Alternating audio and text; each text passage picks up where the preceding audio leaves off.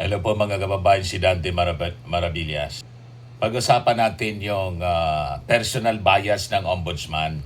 Pero siyempre mga kababayan, na-appreciate natin yung ginagawa ngayon ng ombudsman. Kasi sabi nga ni Montolfo, very busy ngayon ang ombudsman para papanagutin yung mga sangkot sa flood control scandal. Yung latest nga na sabi sa balita, si Mark Villar, si Bongo, ay nahaharap na rin sa kasong plunder at hindi magtatagal, pa-file na rin po sila ng kaso. At kahapon, breaking news yung naging rekomendasyon ng ombudsman to file a case of plunder laban po kay Marcoleta. Kailan kapansin-pansin parang si Chis Escudero. Mabagal pagdating kay Chis Escudero. Pero kay Martin Romualdez, mga kababayan, vocal yung ombudsman. Pansinin niyo mga kababayan. Pansin ko din na niya Mr. Maravillas. Yun nga po ang medyo hindi natin maintindihan. Ito na nga yung ating pag-uusapan. Yung mga personal biases din nila siguro hindi rin nawawala kasi mga tao din sila mga kababayan. Kasi matapos mga kababayan, sampahan ng dalawang kaso yung dating speaker na hindi naman po naging bahagi ng BICAM. Yun ang nakapagtataka. Hindi man siya parte ng BICAM, pero sinampa ng kaso. Wala siyang personal insertions sa budget, based mga kababayan mismo sa records. Pero binigyan mga kababayan ng sapat na palugit at luwag si dating Senate President Chis Escudero na co-author po ni Saldico sa 2025 GAA at utak po sa likod ng 142 billion na insertion sa Senado.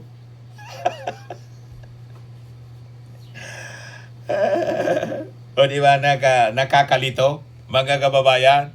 Kaya dapat pag-usapan natin. Sali po na agad kasuhan.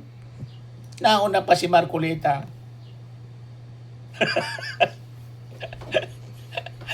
O di ba? Binigyan mga kababayan ng sapat na luwag upang sagutin yung mga aligasyon. Sa halip na agad ito pong kasuhan, tulad ng ginawa po sa iba. Tama po yung ating observation. Kasi po ang tunay na hustisya, dapat walang kinikilingan. Hindi sa kung sino yung kaalyado o kung sino yung nasa kapangyarihan.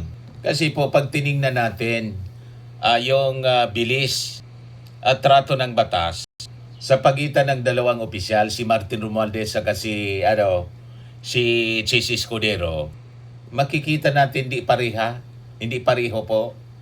May tinatawag na double standard. Parang yung sinasabing iba yung tinitingnan, iba yung tinititigan. So hindi po ito simpleng usaping legal mga kababayan. Ito po ay malinaw na ebidensya ng tinatawag na selective justice sa mga kasong plunder at flood control. Hindi pantay na pagtrato ng Office of the Ombudsman. Parang lumalabas na may proteksyon doon sa mga may aktwal na akda ng GAA 2025. May pagkaantala ng tunay na paggulong sa hustisya mga kababayan at mistulang political immunity para doon sa ilang pinapaborang opisyal.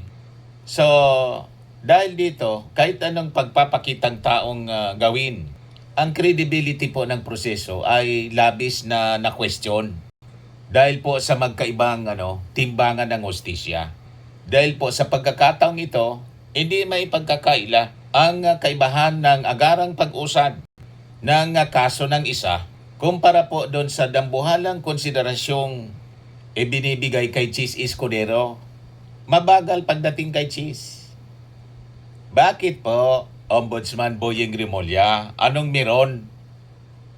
Di ba? Nakapagtataka mga kababayan? Bakit naman na niya Mr. Maravillas na sabi mo nga magkaiba?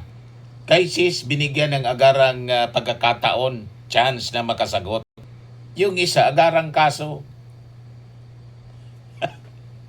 Kay Martin, agad-agad kaso. Sa pinakahuling ulat mga kababayan ng Office of the Ombudsman, inatasan na lamang po si Chis Escudero na maghain ng kanyang counter affidavit sa preliminary investigation stage. Nangangahulugan po ito, mga kababayan, na binibigyan siya ng legal na panugit at sa kaluwag para depensahan ang kanyang sarili bago po tuluyang isampa yung kaso, yung opisyal na kaso po sa korte.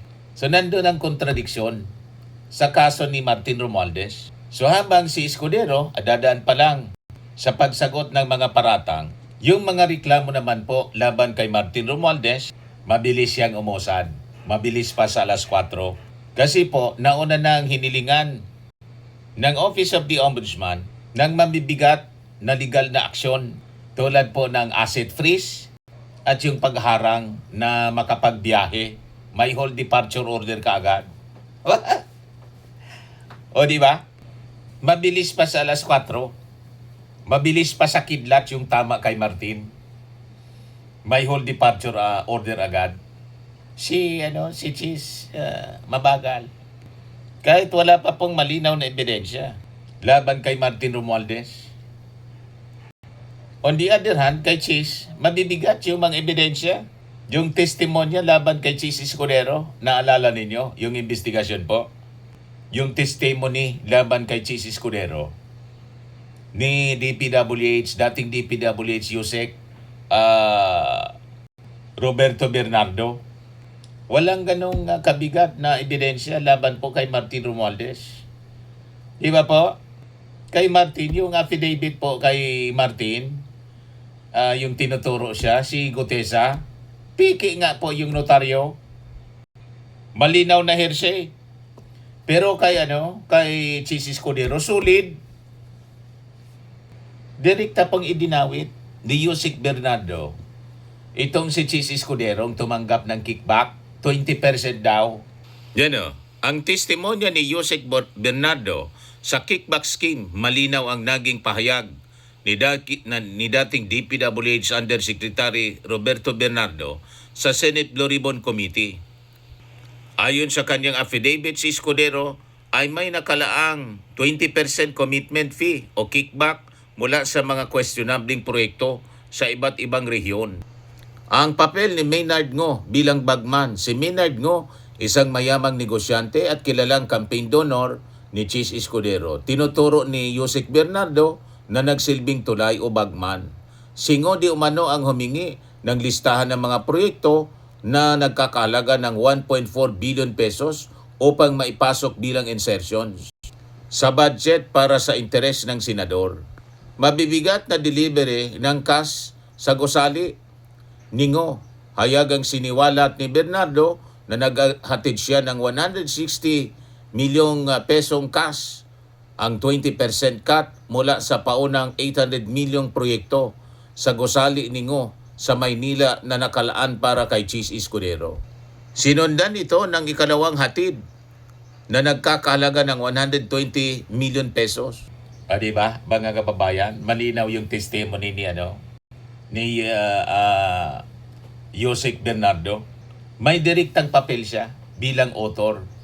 So sabi dito sa balita, kaiba sa ibang mga mambabatas na nadadamay lamang, si Cheese Escudero kasama si dating Congressman Saldico ang may direktang control sa pinal na bersyon ng budget bago ito naging batas bilang 2025 GAA o General Appropriations Act, mga kababayan. So dahil dito, ang pagkantala ng pagpataw ng mabibigat na kaso ng plunder sa kanya, mga kababayan, lumilika tuloy ng impresyon na pinoprotektahan siya po ng ahensya ng gobyerno.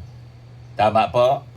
Kaya ang tanong tuloy ngayon, mga kababayan, nasaan ang patas na hustisya?